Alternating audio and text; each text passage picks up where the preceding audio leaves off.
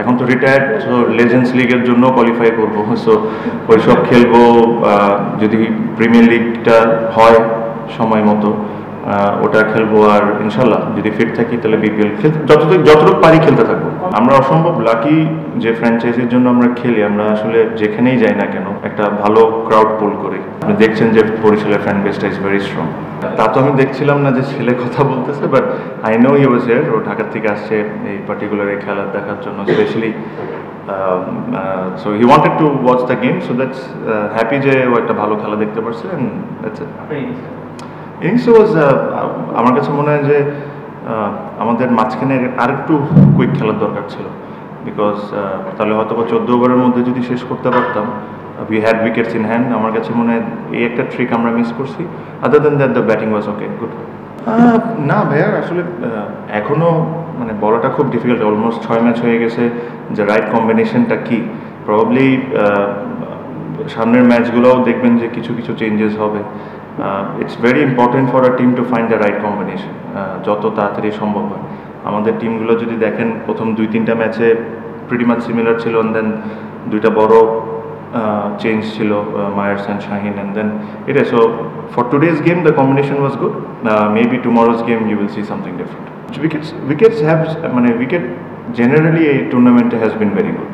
আপনি যদি মিরপুরের কথা চিন্তা করেন, plus Sylhet was amazing, and then Chittagong was good. The good thing was the boundary was good. The boundary size was good. This is how it should be. কারণ আজকে দেখছেন যে অনেকগুলো ক্যাচ হয়েছে বাউন্ডারিতে। সো এই জিনিসটা থাকা উচিত, আর আমার কাছে মনে হয় this is the right size. এই সাইজে খেলা উচিত রাদার দেন 52-53 মিটার্স। আসলে আমরা অসম্ভব লাকি যে ফ্র্যাঞ্চাইজির জন্য আমরা খেলি। আমরা আসলে যেখানেই যাই না কেন, চিটাগং, ঢাকা, সিলেট, আমরা সবসময় একটা ভালো ক্রাউড পুল করি। আপনি যদি দেখেন এখন পর্যন্ত 6টা ম্যাচে প্রত্যেকটা ম্যাচেই কিন্তু আমাদের ক্রাউড আসছে। So it's a fantastic thing.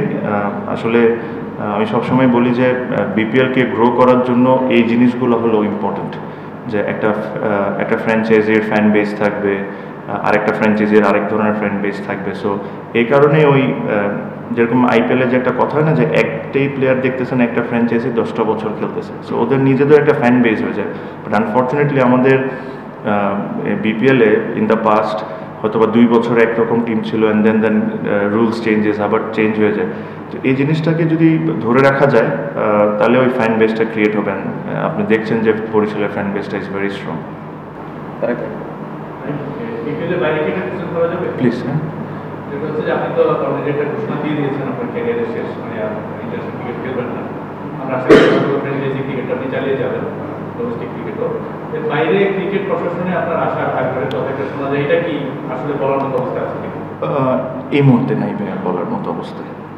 Franchise ক্রিকেটটা চালিয়ে হ্যাঁ, আমি চেষ্টা করব যতদিন। এখন তো রিটায়ার্ড, সো লেজেন্ডস লিগের জন্য কোয়ালিফাই করবো, সো ওইসব খেলবো। যদি প্রিমিয়ার লিগটা হয় সময় মতো ওটা খেলবো, আর ইনশাল্লাহ যদি ফিট থাকি তাহলে বিপিএল যতটুকু পারি খেলতে থাকবো। বললাম খেলতে থাকবো ভাই। এখন মানে আমার ফোকাসটা খেলা নিয়ে, because there are couple of tournaments, so ওটা নিয়ে আর কি। ভাই যদি একটু বলে, সেটা হচ্ছে যেহেতু মাঝখানে ঘটেছে, আপনি মধ্যে কাজ করেছেন, আপনি টুইট করেছেন, শুধুমাত্র চ্যাম্পিয়ন্স ট্রফি না, যে ন্যাশনাল ক্রিকেট টুইট করেছেন, মাঝে মাঝে কি কাজ করেছিল যে আপনি খেলবেন না? This is not the place to talk. This is not the place.